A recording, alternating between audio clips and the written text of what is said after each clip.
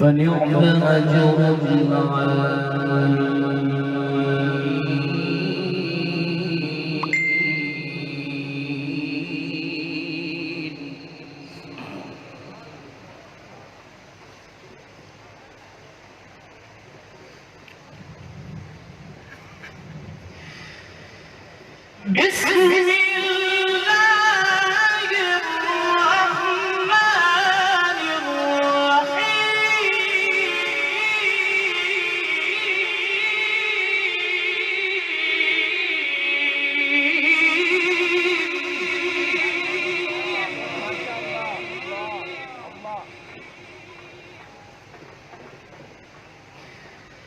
بسم الله الرحمن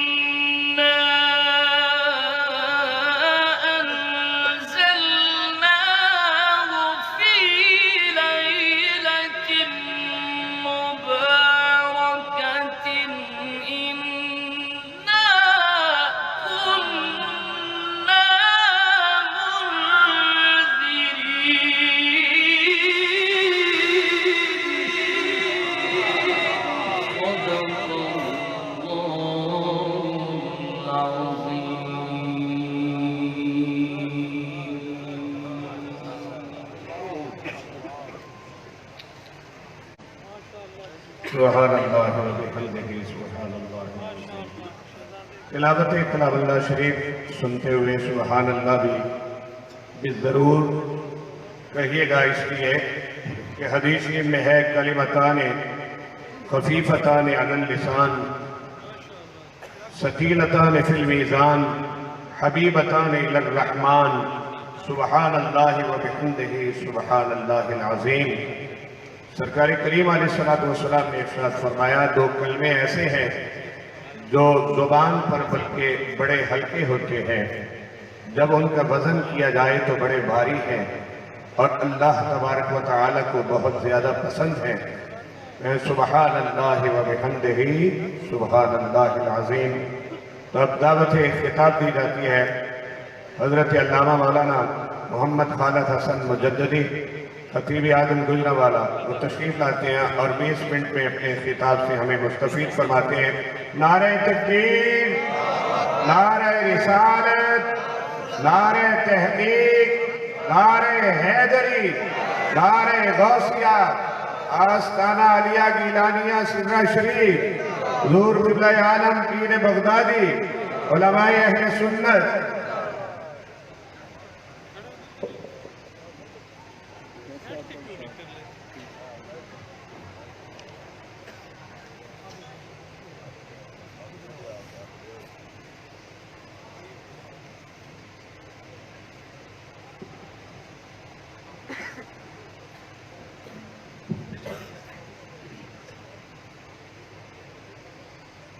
الحمدللہ وکفا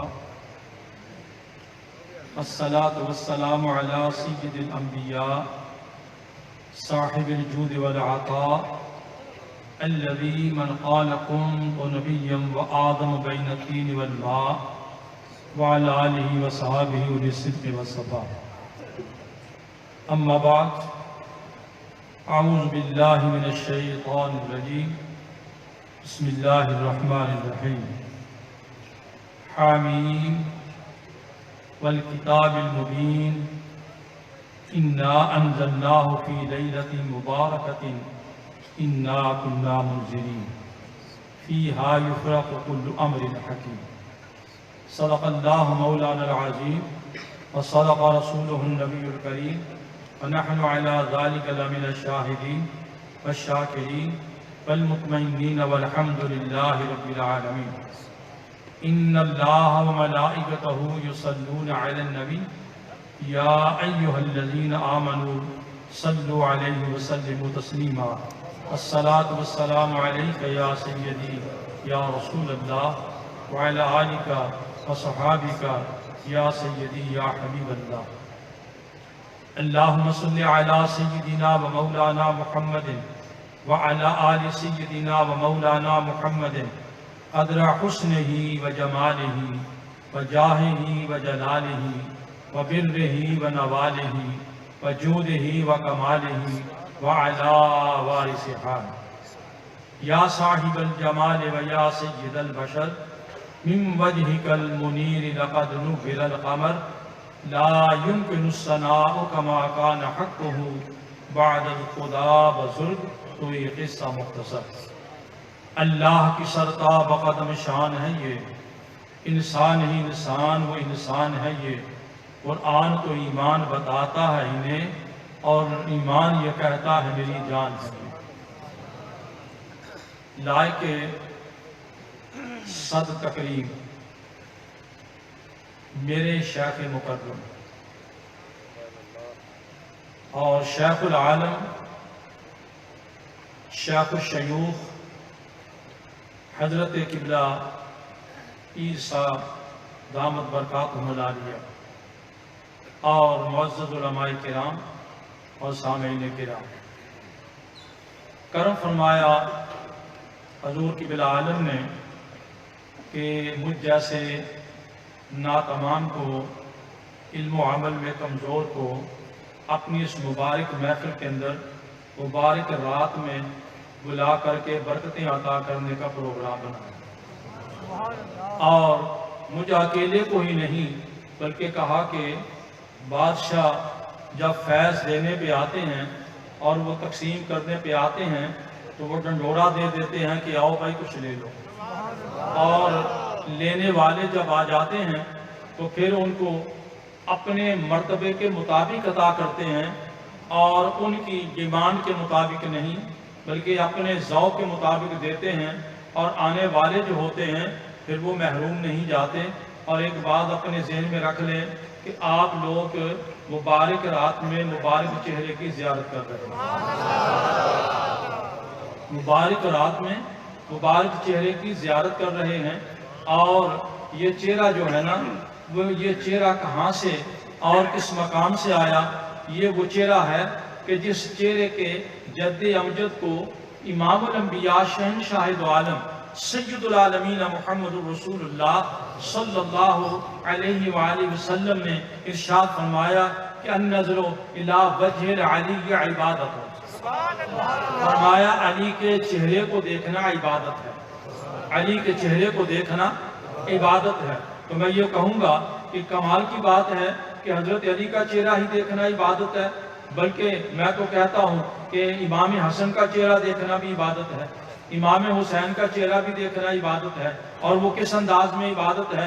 بات تو دراصل یہ ہے کہ جب کوئی کسی منصب پہ چلا جائے تو اس منصب کا احترام کرتے ہوئے آدمی اس کے مقام کو بیان کرتا ہے۔ دنیا والوں کے منصب جو ہیں وہ زیادہ سے زیادہ وزارت پہ چلے جاتے ہیں، وزیر اعظم پہ چلے جاتے ہیں، صدر مملکت پہ چلے جاتے ہیں، پھر ویسا وقت بھی آتا ہے کہ ان کی وہ لفظ سابق ان کے ساتھ آ جاتا ہے کہ سابق وزیر، سابق ایم پی اے، سابق ایم این اے اور سابق وزیر، سابق صدر، اور یہ الفاظ بھی اس کے ساتھ آ جاتے ہیں۔ لیکن کمال کی بات ہے کہ جن کے چہرے کو اللہ کے محبوب نے یہ ارشاد فرمایا کہ نظر الہ وجہ العلی عبادت، یہی بات جو ہے وہ ختم نہیں کر دی، فرمایا کہ ان کے بیٹے ہیں اور میرے نواسے ہیں، اور یہ کسی کالج کے پڑھے ہوئے نہیں، کسی یونیورسٹی کے پڑھے ہوئے نہیں، کہیں یہ کہیں گئے آئے بھی نہیں، یہ یا تو فاطمہ کی گود میں رہے، یا علی کی گود میں رہے، یا وہ میری گود میں رہے، اور انہوں نے یا مجھ کو دیکھا،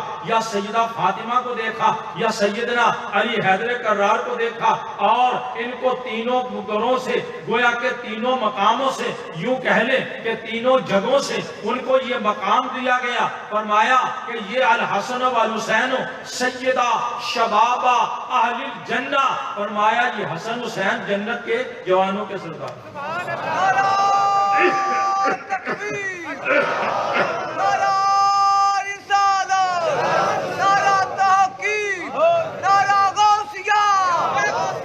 یہ میں نے جو آیت پڑھی تھی اس معاملہ رہ جائے گا، بات میں نے ادھر کی کرنی ہے، مجھے حکم ادھر کی بات کرنے کا ہے۔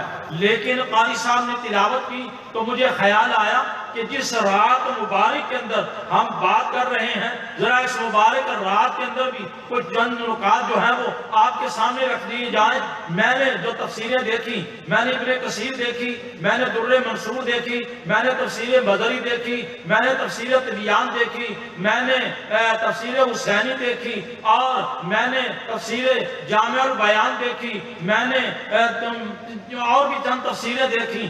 حامیم، اللہ نے اس کے ساتھ اس سورت کو ارشاد فرمایا، حامیم۔ تمام ائمہ کا یعنی تمام مفسرین کرام کا اس بات پر اتفاق ہے کہ یہ حامیم حروف مقطعات ہیں، حامیم حروف مقطعات ہیں، یہ تمام کا اتفاق ہے۔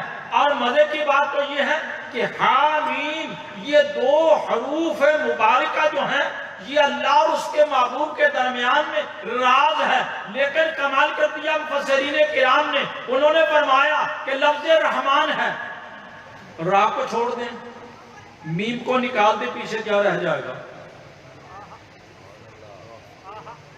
جی رحمان کی را چھوڑیں تو آگے کیا ہے؟ ہاں، نون کے چھوڑیں تو اس سے پہلے کیا ہے؟ میم کیا رہ جائے گا؟ حامیم۔ را کو چھوڑ دیں، نون کو چھوڑ دیں تو رہ جائے گا حامیم۔ اور اسی انداز کے اندر میرے آقا و مولا، آپ کے اور میرے آقا و مولا صلی اللہ علیہ وسلم کا اسم مبارک جو ہے وہ ہے محمد صلی اللہ علیہ وسلم۔ اب ذرا اس کی میم کو سائیڈ پہ کر دیں، دال کو سائیڈ پہ کر دیں، پیچھے کیا رہ جائے گا؟ چلو بول لیں، پیچھے کیا رہ جائے گا؟ حامیم، یعنی میرے آقا کا درمیان بھی حامیم، سبحان اللہ، میرے اللہ رحمان کا درمیان بھی حامیم۔ اب لفظ درمیان سے ایک بات اور بھی ذہن کے اندر آ گئی تو باتوں میں بات وہ بھی چل نکلتی ہے تو کر ہی دینی چاہیے۔ ایک دفعہ ایسا اتفاق ہوا کہ سیدنا ابوبکر صدیق، سیدنا عمر فاروق، یہ دونوں چل رہے تھے، درمیان میں علی آ گئے، درمیان میں علی آ گئے رضی اللہ تعالی عنہ، رضی اللہ تعالی عنہ۔ ایک بات اور بھی سنیں، حضرت علی رضی اللہ تعالی عنہ وہ ہیں کہ جن پر درود پڑھنا پیارے آقا کی نسبت سے نماز کے اندر بھی ضروری ہے، نماز کے اندر بھی ضروری ہے۔ اور میرے نزدیک تو یہ ہے کہ وہ درود جو ہم نماز کے اندر پڑھتے ہیں نا، اس درود کی دو نسبتیں علی کی طرف جاتی ہیں، دو نسبتیں سیدنا علی حیدر کرار کی طرف جاتی ہیں۔ آپ کہیں گے کیسے؟ پڑھ لیجئے درود پاک۔ اللہم صلی علی سیدنا محمد وعلی آل سیدنا محمد کما صلیت علی ابراہیم وعلی آل ابراہیم انکا حمید مجید۔ یہاں پر حضور کے اسم مبارک کے اندر بھی وعلی آل محمد ہے، اور حضرت ابراہیم کے ساتھ بھی وعلی آل ابراہیم ہے۔ اب ذرا دیکھیے کہ میرے آقا کی آل کون ہے اور ابراہیم کی آل کون ہے؟ قبلہ عالم، ابراہیم علیہ السلام کی آل کون ہے؟ اور یہاں پر ایک بات کی طرف نہ چلا جاؤں، توجہ نہ دلا دوں میں آپ کو۔ حضرت سیدنا ابراہیم علیہ السلام نے خانہ کعبہ کو ترتیب دیا، اللہ نے قرآن کے اندر اس کا ذکر کیا، وَإِذْ جَعَلْنَا الْبَيْتَ مَثَابَةً لِلنَّاسِ وَأَمْنًا وَإِذْ يَرْفَعُ إِبْرَاہِیمَ وَإِسْمَاعِیلَ أَن تَتَّخِذَ، یہ وہ آیات مبارکہ جو قرآن پاک کے اندر آتی ہیں کہ انہوں نے حضرت سیدنا ابراہیم علیہ السلام نے، حضرت اسماعیل علیہ السلام نے وَإِذْ يَرْفَعُ إِبْرَاہِیمُ الْقَوَاعِدَ مِنَ الْبَيْتِ وَإِسْمَاعِیلُ رَبَّنَا تَقَبَّلْ مِنَّا إِنَّكَ أَنْتَ السَّمِيعُ الْعَلِيمُ۔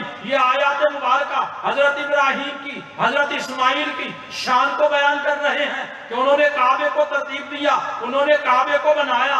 اللہ تبارک و تعالیٰ نے اس کے بارے میں ارشاد فرما دیا وَاتَّخَذَ اللَّهُ إِبْرَاہِیمَ خَلِیلًا، فرمایا ہم نے کعبہ بنانے والے ابراہیم کو اپنا دوست بنا لیا، خلیل بنا لیا۔ وہ خلیل بن گئے کعبہ بنانے کے گویا کے نسبت سے اور کعبے کا طواف کرنے کی وجہ سے، انطہر بیتی للطائفین والعاکفین والرکع السجود کی وجہ سے۔ لیکن کمال کی بات ہے کہ کعبہ انہوں نے بنایا، ہاں تو مکان ہی نا،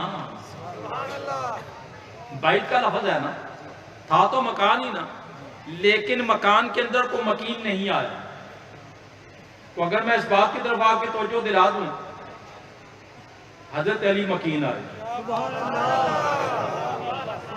کسرا میسر نشد ہی سعادت، بکعبہ ولادت بمسجد شہادت، کسرا میسر نشد ہی سعادت۔ یہ سعادت کسی کو ملی ہی نہیں۔ کہہ دیجئے کہ آدم نے بنایا، کہہ دیجئے کہ حضرت ابراہیم نے بنایا، کہہ دیجئے کہ حضرت اسماعیل نے بنایا، اور بنایا تو انہوں نے، لیکن پیدا کون ہوا؟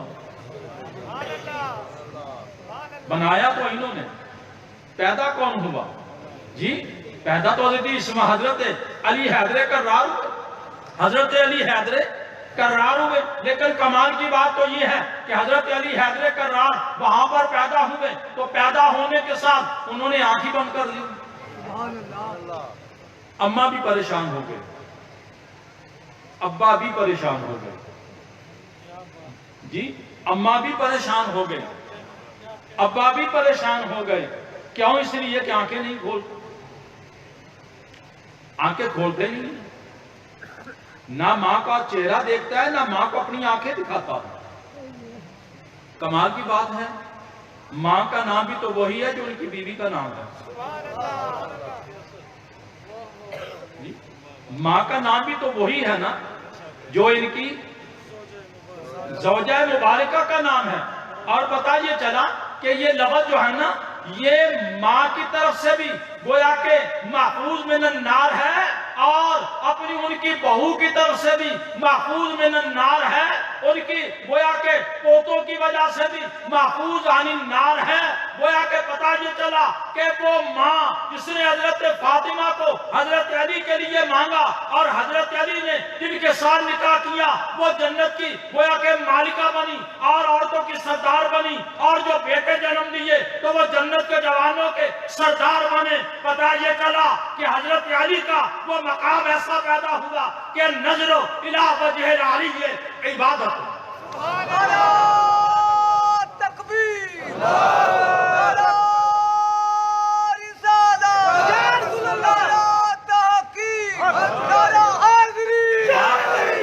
بات میں یہ کر رہا تھا کہ حامیم یہ درمیان کے حروف ہیں جی، اور توجہ فرما لیجئے، میں نے جو نقطہ دیا ہے بالکل آپ کی سمجھ میں آ گیا۔ کہ پیارے آقا مولا صلی اللہ علیہ وسلم کا اسم مبارک جو ہے اس کی پہلی میم اور آخری دال اس کو ذرا سائیڈ پہ کریں تو حامیم آتا ہے، اور اگر رحمان کی را کو سائیڈ پہ کریں، نون کو سائیڈ پہ کریں تو درمیان میں حامیم آتا ہے۔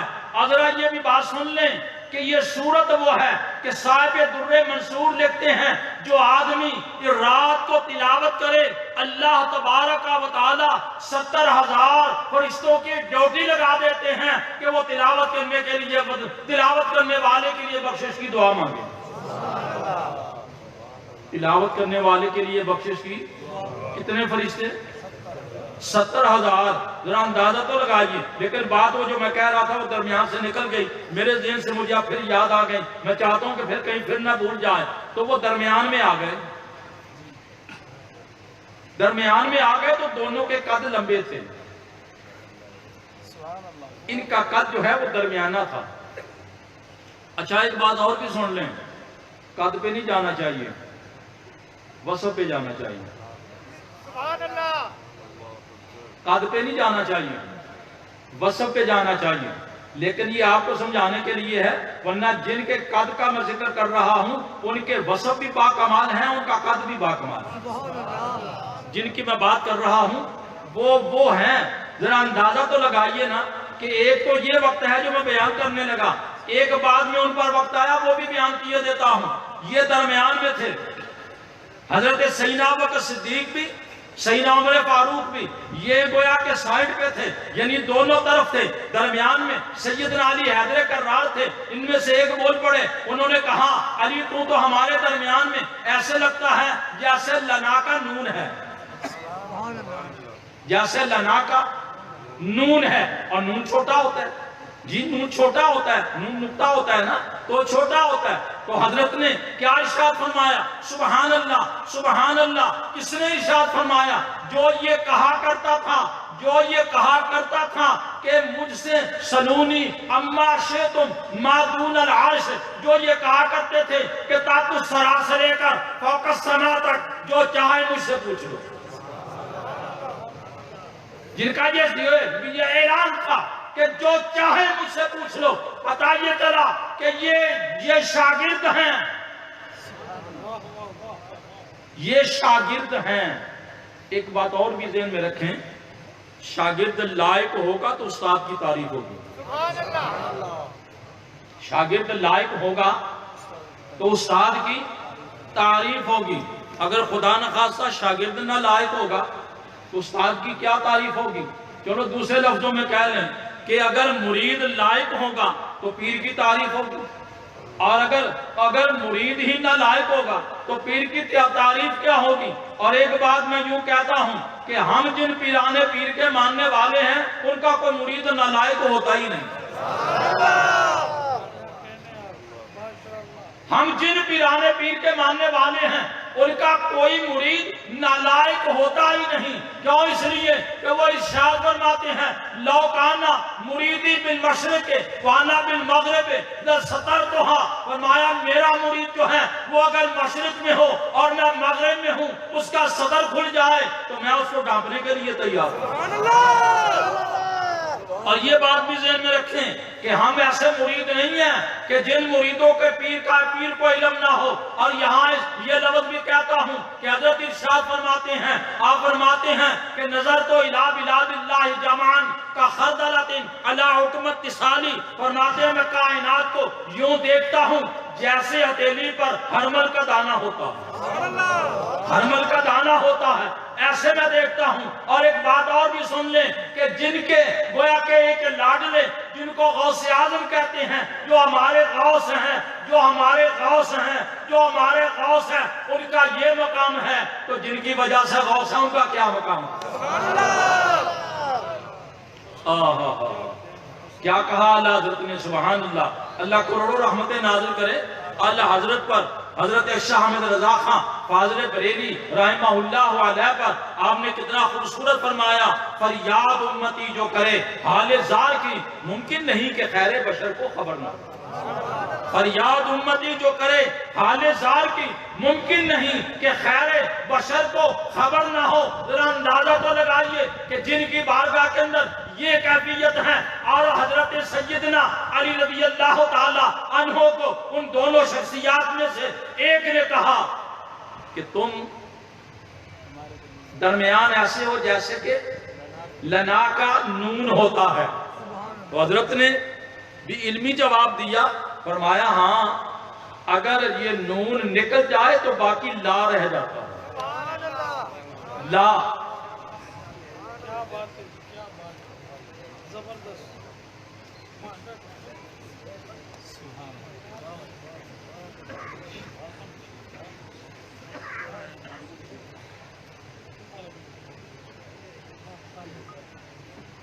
صاحب تشریف لائے ہیں تو میں پھر تقریر کرتا ہوا بیٹھا ہوا اچھا تو نہیں لگتا۔ مہربانی آپ۔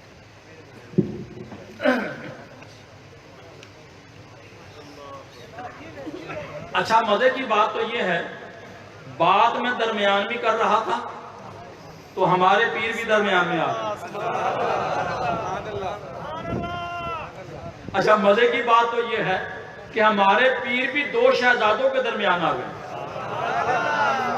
ہمارے پیر بھی دو شہزادوں کے درمیان آ گئے اور دونوں سائڈوں پہ دو شہزادے تشریف لے آئے۔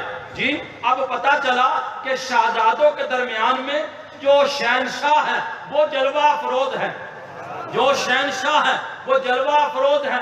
اور یہ بات ذہن میں رکھو کہ دنیا کے شہنشاہ جو ہیں ان کو گویا کہ نظر بھی لگ جاتی ہے، وہ ان کا نام و نشان بھی مٹ جاتا ہے، لیکن اللہ والے جو ہوتے ہیں ان کا نام و نشان جو ہے وہ قیامت کے دن تک رہے گا، بلکہ قیامت کے دن ہمارے کام آئے گا۔ قیامت کے دن ہمارے کام آئے گا۔ اور کیوں کام نہیں آئے گا؟ اور میں ہی نہیں کہتا، اللہ تبارک و تعالیٰ کا بھی ارشاد مبارک ہے اور حضور کا بھی ارشاد مبارک ہے کہ فرمایا کہ وہ اللہ تبارک و تعالیٰ کا بھی فرمان ہے، فرمایا کہ وہ قیامت کے دن جو نیک لوگ ہیں وہ فائدہ دیں گے، الا المتقون، وہ فائدہ دیں گے۔ اور مجھے بات ذہن کے اندر آ گئی، حدیث پاک موجود ہے مشکات شریف کی، میرے اور آپ کے آقا مولا صلی اللہ علیہ وسلم نے فرمایا پل صراط سے جو گزر رہے ہوں گے تو ایک ہمارے شہنشاہ کی طرح بھی گزر رہے ہوں گے، ہمارے پیر صاحب کی طرح بھی گزر رہے ہوں گے تو وہ پڑا ہوگا ایک جہنم میں، اس کی نظر پڑے گی تو دیکھ کر کے پہچان جائے گا۔ اچھا مزے کی بات تو یہ کہ صاحب ایمان ہو اگرچہ گناہگار ہو، وہ اگر وہ جہنم کے اندر بھی ہو اور اپنے پیر کو پہچان لے تو بات بن جاتی ہے، لیکن شرط تو یہ ہے نا کہ کسی کے ساتھ تعلق تو ہو نا، تعلق نہ ہو تو کیا فائدہ؟ وہ جب وہ اگر پہچان لے گا، پہچان کے اللہ کی بارگاہ میں عرض کرے گا انا سقیتک شربۃ، میرے مالک یہ جو گزر رہا ہے نا اس کو میں نے دنیا میں پانی پلایا تھا، تو اللہ فرمائے گا وہ جانے والے کھڑے ہو جا۔ اچھا ایک بات میں آپ سے پوچھتا ہوں کہ یہ ہمارے علماء بیان کرتے ہیں کہ وہ جو پل صراط ہے نا، صراط وہ بال سے باریک ہے اور تلوار سے تیز ہے۔ مجھے ایمان سے بتائیے کہ تلوار سے تیز اور بال سے باریک ہو تو کھڑا کہاں ہوگا؟ جی کھڑا کہاں ہوگا؟ جی وہ ادھر سے آگے رہ کے کھڑا ہو جا۔ پتہ یہ چلا کہ اللہ والا جو ہے وہ دنیا کے معاملات میں کسی چیز کا محتاج نہیں ہوتا۔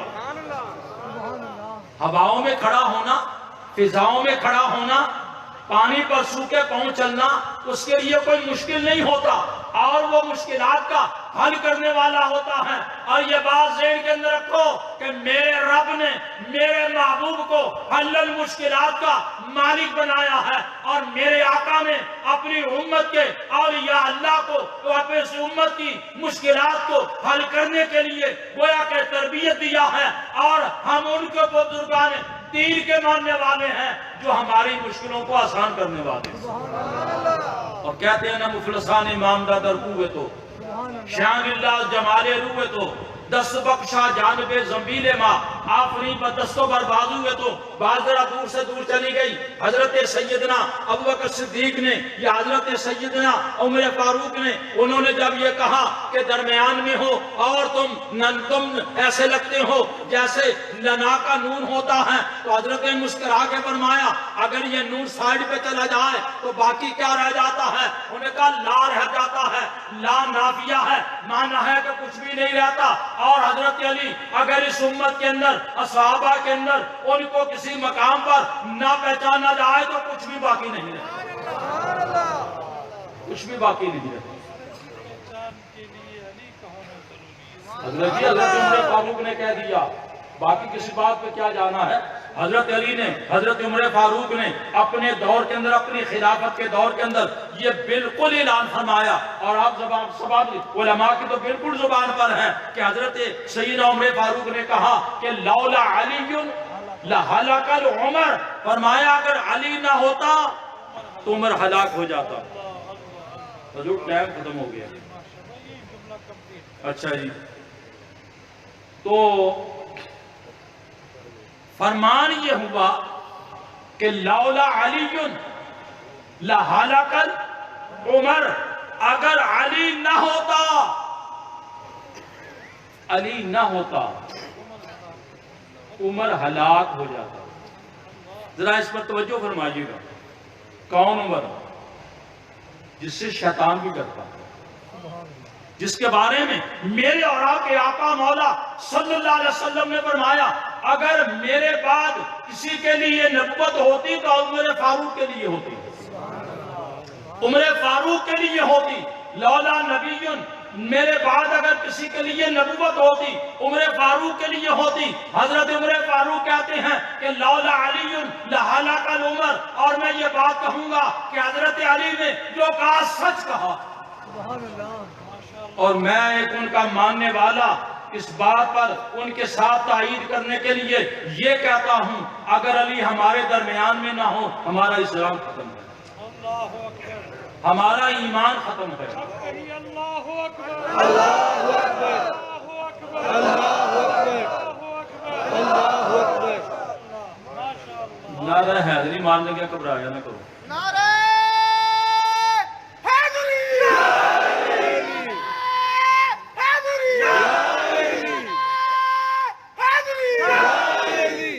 اگر میں نہ لفظہ نہ کما یہ لفظ تھوڑے باندھے نے کئی باندھے پر میں بنانا پیا کہ حضرت عمر فاروق نے کہا لولا علی لہلک العمر، اس کا معنی ایسے کہ نعرہ حیدری مارو، حضور نعرہ حیدری مارو۔ اچھا مزے کی بات تو یہ ہے کہ جو علی رضی اللہ تعالی عنہ کو نہیں مانتا وہ جنت میں نہیں جائے گا، بالکل حدیث موجود ہے۔